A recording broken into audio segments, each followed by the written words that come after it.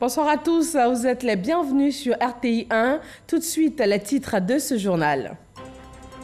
36 ministres et 5 secrétaires d'État composent la nouvelle équipe gouvernementale ivoirienne. Dirigée par Amadou Gon Coulibaly, elle a été dévoilée cet après-midi. Le premier conseil est annoncé pour demain, mercredi 11 juillet. Tous les détails dans ce journal. Le Centre de promotion des investissements en Côte d'Ivoire, CEPICI, dresse le bilan de ses activités pour le premier semestre 2018. La création d'entreprises est en hausse. 7 423 entreprises créées pour un flux d'investissement estimé à 351 milliards de nos francs. Dans la filière coton également, les chiffres sont bons. Le volume de la production nationale a progressé de 25%, de 328 145 tonnes à 412 869 tonnes de 2016 à 2017. Les producteurs voient leurs revenus s'accroître de 20%. Mondial de football 2018, la France est en finale. Troisième finale au mondial de l'histoire des Bleus, grâce à une victoire face à la Belgique, 1-0. L'unique but de la rencontre inscrit à la 51e minute par Samuel Umtiti. Merci de suivre RTI 1 ce mardi soir. Le nouveau gouvernement ivoirien est connu depuis cet après-midi 15h. Amadou Gon Coulibaly, reconduit à son poste de Premier ministre après la dissolution de son gouvernement le 4 juillet dernier, a été chargé de proposer cette nouvelle équipe gouvernementale. On écoute Patrick Hachi, secrétaire général de la présidence. Communiqué de la présidence de la République. Le président de la République, son Excellence M. Alassane Ouattara, a procédé ce mardi 10 juillet 2018 à la signature de plusieurs décrets.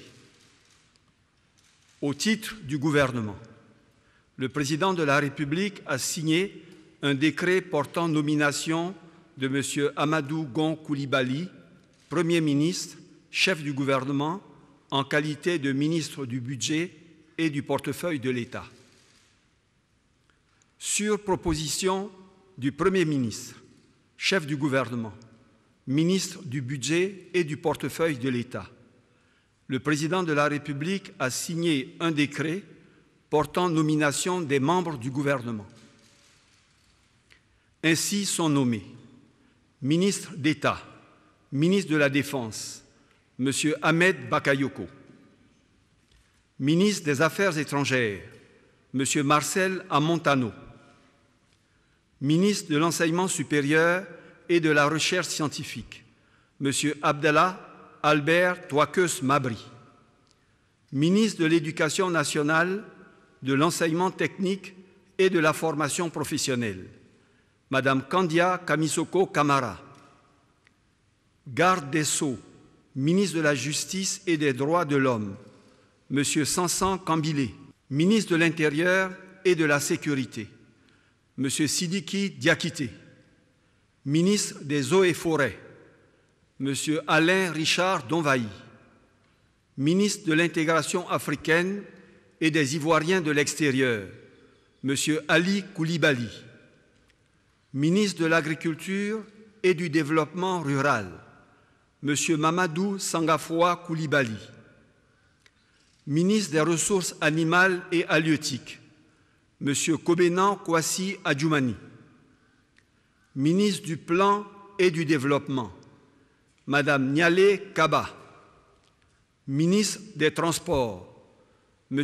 Amadou Koné, ministre de l'Emploi et de la Protection sociale, M. Pascal Abina Kouakou, ministre de l'Économie et des Finances, M. Adama Koné, ministre de la Construction, du Logement et de l'Urbanisme, M. Bruno Nabagné Koné, ministre de la Santé et de l'Hygiène publique, M. Awele Eugène Aka, ministre de la Ville, M. François Albert Amichia, ministre des Mines et de la Géologie, M. Jean-Claude Kouassi, ministre de l'Assainissement et de la Salubrité, Mme Anne Désirée Ouloto, ministre de la Modernisation de l'Administration et de l'Innovation du service public, Madame Raymond Goudou Kofi. Ministre de la Culture et de la Francophonie, Monsieur Maurice Kouakou Bandama. Ministre de l'Équipement et de l'Entretien routier, Monsieur Amédée Kofi Kouakou. Ministre du Pétrole, de l'Énergie et des Énergies renouvelables, Monsieur Thierry Tano. Ministre de l'Environnement et du Développement durable, Monsieur Joseph Seka Seka. Ministre de la Femme, de la Famille et de l'Enfant, Madame Ramata Ly Bakayoko. Ministre de la Solidarité, de la Cohésion sociale et de la lutte contre la pauvreté, Madame Mariatou Koné. Ministre du Commerce, de l'Industrie et de la Promotion des PME, Monsieur Souleymane Diarra-Souba.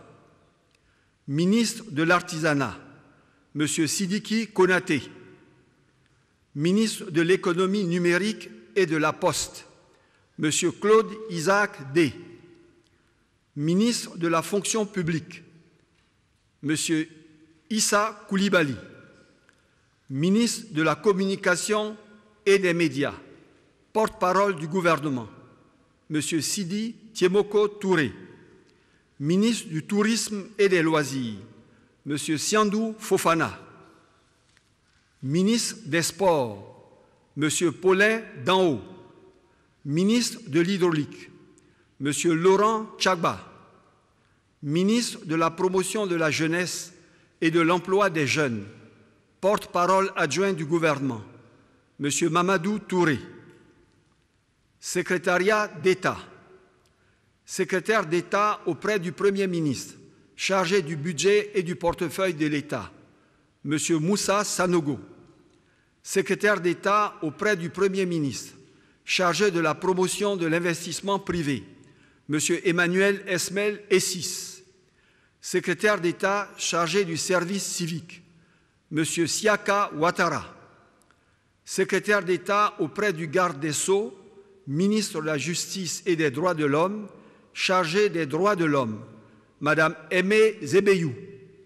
Secrétaire d'État auprès du ministre du Commerce, de l'Industrie et de la Promotion des PME, chargé de la promotion des PME, Monsieur Félix Anoblé. Au titre de la présidence de la République, sont nommés ministre auprès du président de la République, chargé des relations avec les institutions de la République, Monsieur Gilbert Koné Kafana. Ministre conseiller spécial auprès du président de la République, Monsieur Aboudraman Sissé. Par ailleurs, le premier conseil des ministres du nouveau gouvernement se tiendra le mercredi 11 juillet à 11 h au Palais de la Présidence de la République. Fait à Abidjan le 10 juillet 2018. Je vous remercie. 36 ministres et 5 secrétaires d'État, voilà donc la composition du nouveau gouvernement ivoirien. Plusieurs mouvements ont été enregistrés avec aussi de nouveaux entrants. Herman Guivet nous présente ce gouvernement Amadougon Koulibaly II en chiffres. Une semaine avant de voir s'élever du côté du palais présidentiel la fumée blanche qui annonce la formation du nouveau gouvernement de Côte d'Ivoire. Pour ce gouvernement, 36 ministres, y compris le Premier ministre, et 5 secrétaires d'État, 10 entrants et 7 femmes. 17 parmi eux gardent leur portefeuille ministériel intact.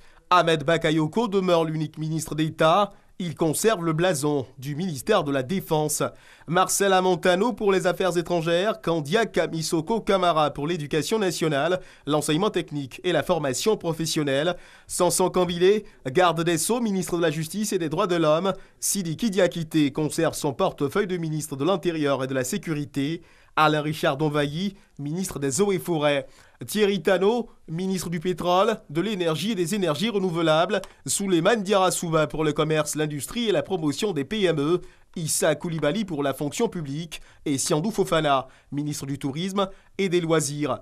Mamadou Sangafoa conserve, lui, le panier de l'agriculture et du développement rural. Kobena Kwasi Adjoumani reste ministre des Ressources animales et halieutiques. Le ministère du Plan et du Développement pour Nialé Kaba. Le périmètre des transports pour Amadou Koné. Adama Koné, lui, conserve le portefeuille de l'économie et des finances, Maurice Kwaku Bandama, le ministère de la Culture et de la Francophonie. Ministre de l'intégration africaine et des Ivoiriens de l'extérieur, Ali Koulibaly. Pour les autres, des portefeuilles taillés sur mesure avec réajustement aux besoins. Anne-Désirée Ouloto perd l'environnement au profit de l'assainissement et de la salubrité. Claude Isagdé, anciennement ministre de la Construction, du Logement, de l'Assainissement et de l'Urbanisme, hérite du portefeuille de ministre de l'économie numérique et de la Poste, quand son prédécesseur à ce poste, qui partageait également la casquette de ministre de la Communication, Bruno Nabagné-Koné, devient ministre de la Construction, du Logement et de l'Urbanisme. Jean-Claude Kouassi, anciennement ministre de l'Emploi et de la Protection sociale, hérite du carnet, des mines et de la géologie. L'ex-ministre de la Santé, Raymond Goudou-Kofi, chargé désormais de veiller à la modernisation de l'administration et de l'innovation du service public.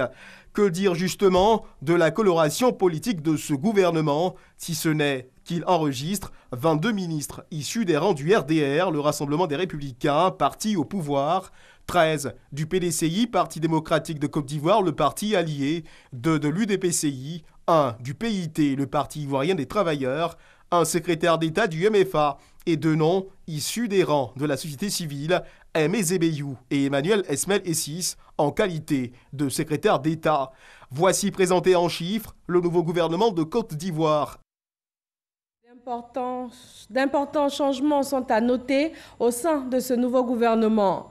De nouveaux ministères voient le jour, dont celui de l'équipement et de l'entretien routier et celui de l'hydraulique. L'on note aussi l'entrée de 10 nouveaux challengers dans cette équipe à Madougon Koulibaly. Alexis Ouedraogo. Un nouveau gouvernement qui ne compte pas de sortants, mais plutôt 10 nouveaux visages. Parmi eux, ceux bien connus de 3 anciens ministres. Premier cité, Abdallah Albert Mabry Touakeus, président de l'UDPCI. Docteur d'État en médecine, Mabry Touakeus a déjà tenu plusieurs portefeuilles ministériels. Il revient aux affaires cette fois dans la toge d'enseignant. C'est lui qui dictera les règles au ministère de l'Enseignement supérieur et de la Recherche scientifique. Deuxième cité, Aka Awele, président du Conseil régional du Sud Comoé. Docteur en pharmacie, Aka Awele retrouve sa blouse blanche du corps médical, les prescriptions pour l'amélioration du secteur de la santé, un portefeuille dont il a eu la charge en 2010, seront à nouveau sa responsabilité. Konaté Sidiki est lui aussi un nom bien connu. Ancien ministre de l'Artisanat, il revient à son art. Aux côtés de ces visages connus, 7 autres, dont un qui aura surpris plus d'un, Paulin Danho, Merda Tekoubé. Il chausse désormais ses crampons et prend le contrôle du ballon au ministère du Sport. Laurent Tchagba, député de l'UDPCI à Tekoubé, aura lui la gestion du nouveau ministère de l'hydraulique. Le ministère de l'Environnement et du Développement durable sera l'affaire de Joseph Seka, président du Parti ivoirien des travailleurs.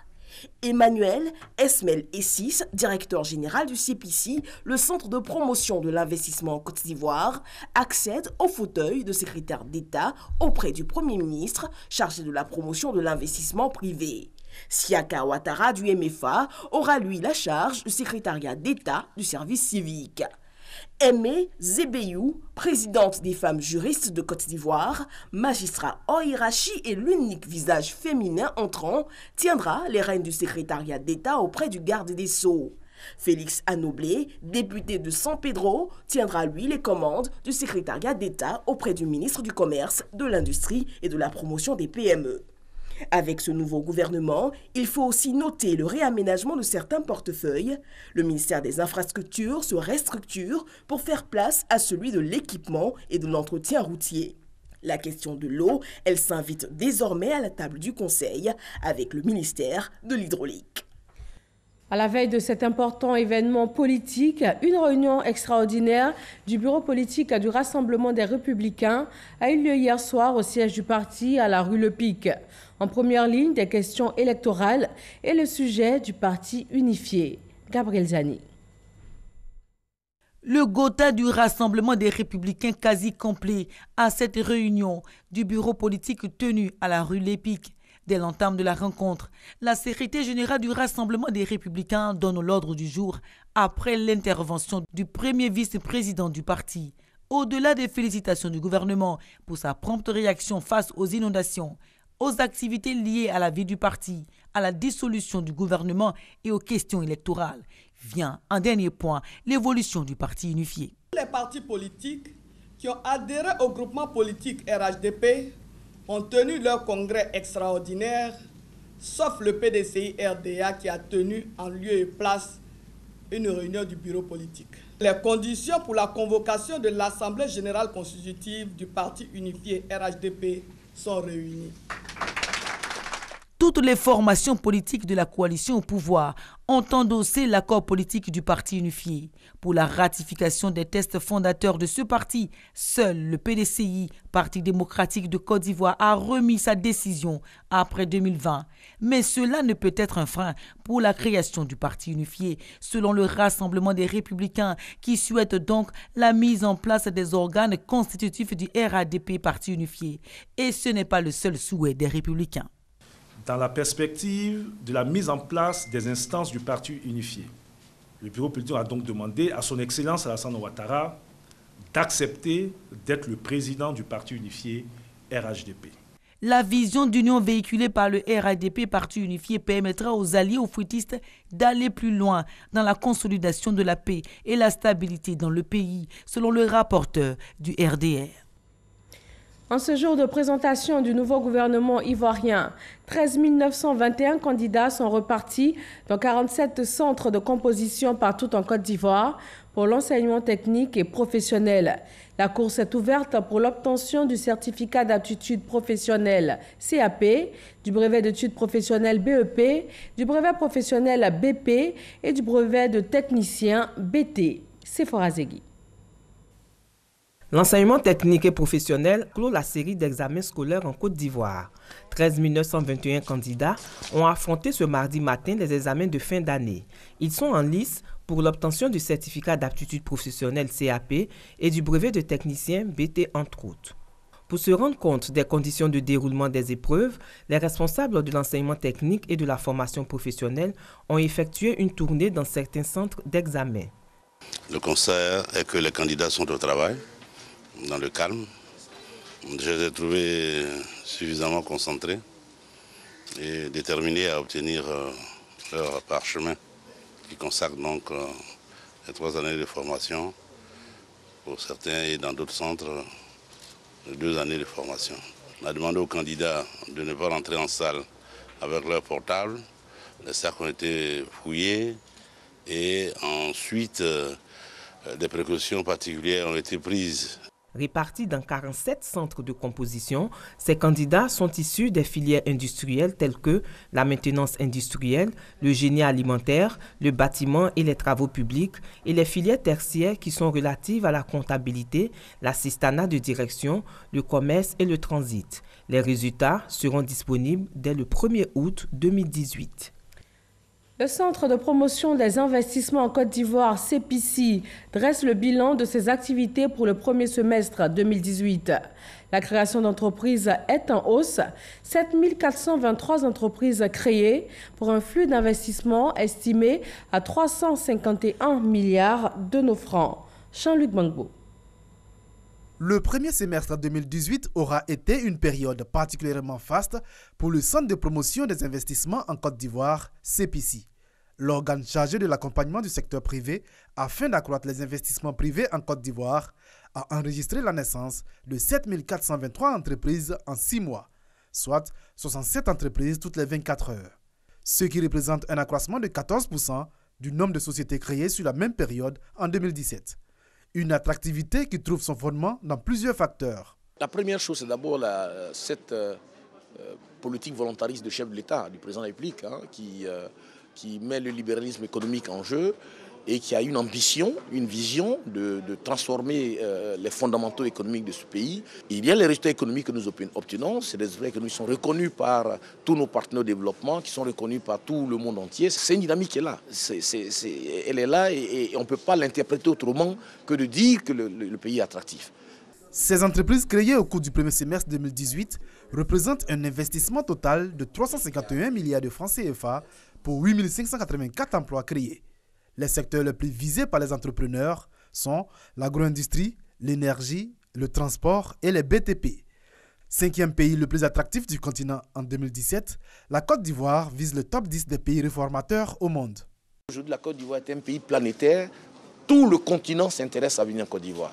Et donc, introduire la dématérialisation de nos services et actes entre l'administration et les investisseurs va être une révolution, je veux dire, dans cet élément. C'est en cela que nous pensons que ça permettra à la Côte d'Ivoire de pouvoir faire un bond qualitatif et même quantitatif, je veux dire, au niveau donc, des indicateurs. Le directeur général du CPC, qui vient d'être nommé secrétaire d'État auprès du Premier ministre, chargé de la promotion de l'investissement privé, est donc optimiste pour un meilleur rang de la Côte d'Ivoire au classement Doing Business 2019. Le pays a entrepris une série de réformes qui devraient déboucher sur l'accroissement des investissements privés en Côte d'Ivoire. Ceux-ci se sont établis à 1808 milliards de francs CFA entre 2015 et 2017. Et entre 2015 et 2017, le CPC compte 33 500 entreprises créées, plus de 1800 milliards de francs CFA d'investissement privé et 111 000 emplois créés. Dans la filière coton également, tous les indicateurs sont au vert. Le volume de la production nationale fait un saut de 25% de 2016 à 2017. Et les producteurs sont les premiers bénéficiaires de cette embellie avec 20% d'accroissement de leurs revenus. EcoPlus, la rubrique économie du mardi, est signée ce soir Noël Niagno.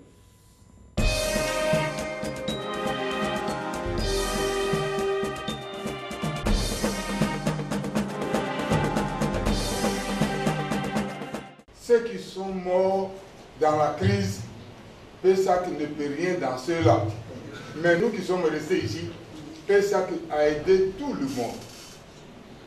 S'il ne t'a pas donné bœuf, il a nettoyé la route où tu as passé. S'il ne t'a pas donné bœuf, il a donné bœuf à ton frère qui a cultivé et tu as mangé.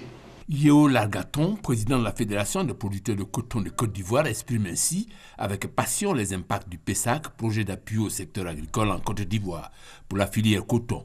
C'était le 11 juin dernier à Korogo à l'occasion de l'atelier bilan de 10 projets.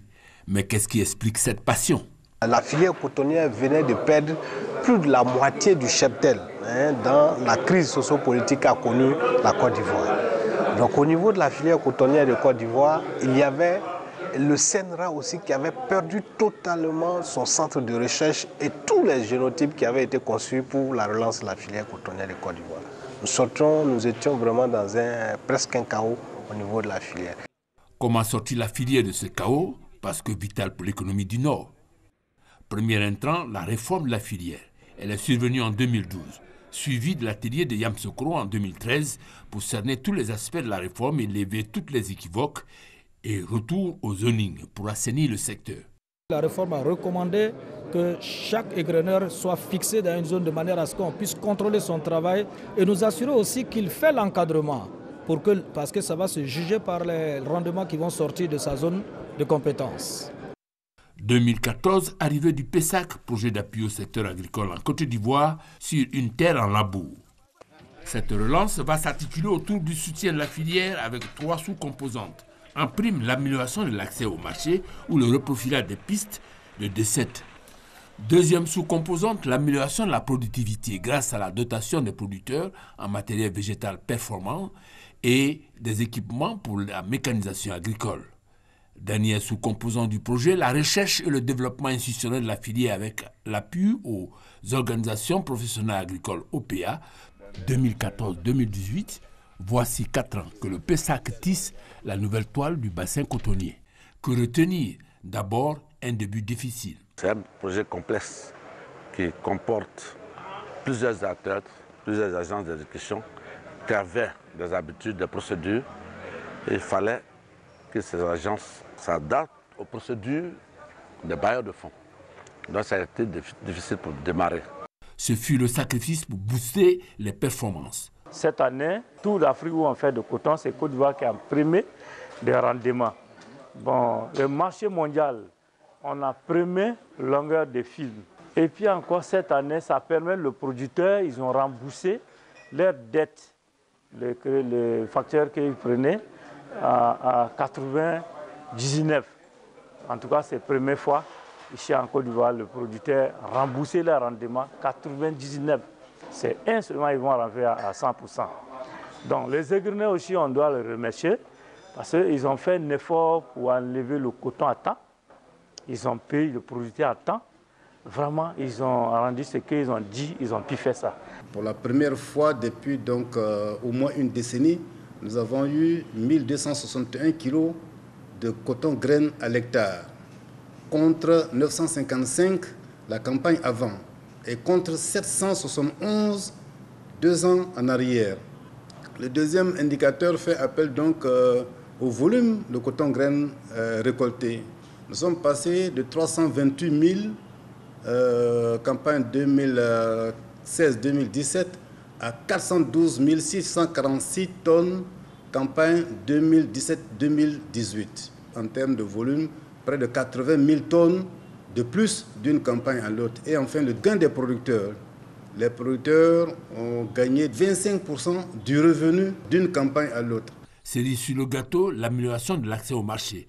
Plus de 1600 km de pistes de dessert ont été réhabilitées et entretenues.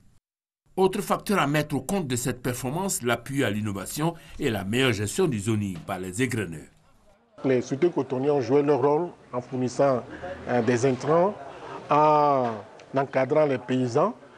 Et les paysans aussi ont suivi les conseils malgré quelques réticences au départ. Et ce qui a fait que les paysans ont récolté un peu les fruits de leurs efforts cette année. Le PESAC a apporté ce qu'on a appelé des innovations techniques. La fertilisation raisonnée. Il y a la fumée organique et enfin les champs écoles paysans qui consistent à rassembler des producteurs pour échanger leur expérience en vue d'aider les uns et les autres. Au total, le PESAC a recousu la toile du bassin cotonnier. Le 29 juin dernier, le projet a refermé ses portes. Les producteurs en appellent à la diligence des pouvoirs publics. En attendant la fêtière, l'Intercoton s'est donné les moyens de pérenniser le projet. Il y a une cotisation qui a été levée pour que chaque année, la filière puisse prendre en main le reprofilage des pistes. Et deuxièmement, au niveau de la semence, la filière aussi a mis en place une coordination et a pris une décision de mutualiser la semence. Aujourd'hui, nous avions 6 sociétés cotonnières qui produisaient la semence. Nous avons réduit à 3 sociétés cotonnières qui doivent reproduire la semence pour toute la filière et c'est l'interprofession qui les redistribue. Donc on aura une semence de qualité. Il y a une CVO de 3 francs par kilogramme de coton graine qui a été prélevée au niveau de l'interprofession pour pérenniser cette mutualisation de la semence. Et c'était un des axes stratégiques de la réforme en 2012 initiée par l'État de Côte d'Ivoire. Voilà un début de prise de pouvoir des producteurs et de leur organisation pour que le coton continue de tisser l'économie du bassin cotonnier. Les acteurs de la filière coton vont, comme tous les Ivoiriens, bénéficier de la couverture maladie universelle. La mise en œuvre effective de cette assurance santé est annoncée pour janvier 2019. La Caisse nationale d'assurance maladie a initié une session de formation sur l'état d'avancement et le panier de soins de la couverture maladie universelle. Une formation destinée aux journalistes de 20 organes de presse. Ami Sissoko. À partir du 1er janvier 2019, la CEMU, couverture maladie universelle, sera mise en œuvre après plusieurs reports. La CNAM, Caisse nationale d'assurance maladie, n'attend plus que l'autorisation du gouvernement pour démarrer la phase de généralisation selon ses responsables. La phase de généralisation de la couverture maladie universelle est prévue pour début 2019. Cette fois-ci sera la bonne. Tous ces reports ont des justificatifs. Pendant ces reports, il y a des travaux qui sont réalisés. Et aujourd'hui, tous ces travaux nous permettent d'être prêts pour mettre en œuvre la phase de généralisation de la couverture maladie universelle. Les derniers réglages de la phase expérimentale de la couverture maladie universelle ont été faits avec les étudiants. Cette phase a permis à la CNAM d'éprouver les outils de gestion de cette assurance. À ce jour, ce sont plus de 1 040 000 employés du secteur formel qui sont enrôlés sur 3 500 000. Toutes ces informations ont été partagées avec la presse au cours de la session de formation des journalistes sur l'état d'avancement de la mise en œuvre de la couverture maladie universelle et de son panier de soins. On se posait la question, qu'est-ce qui coinçait, pourquoi est-ce qu'on n'a pas pu démarrer? Et donc ça a été l'occasion pour nous de comprendre qu'il y avait un certain nombre de pesanteurs, notamment le fait qu'il y a un certain nombre de dispositifs informatiques qu'il faut mettre en place. On espère que toutes les difficultés recensées ici, relevées ici, pourront être surmontées avant le 1er janvier 2019. Il y a une grande part de la population qui n'a pas véritablement les moyens de se soigner dans les cliniques. Et avec cette assurance, je pense que tu sois un citoyen moyen, que tu sois un citoyen défavorisé, tu peux avoir accès aux soins de qualité. Rappelons que le montant de cotisation de la CEMU s'élève à 1000 francs CFA par personne et par mois. La CEMU vous donne droit à des offres de soins qui sont entre autres consultation, hospitalisation et chirurgie. La bibliothèque de la Renaissance africaine d'Abidjan, la plus grande d'Afrique noire, va bientôt sortir de terre. D'un coût global de 63 milliards de francs CFA, l'infrastructure sera bâtie sur 1 hectare. Le site choisi est celui abritant l'actuelle direction des examens et concours du plateau d'Éco, qui vient tout juste d'être délocalisé.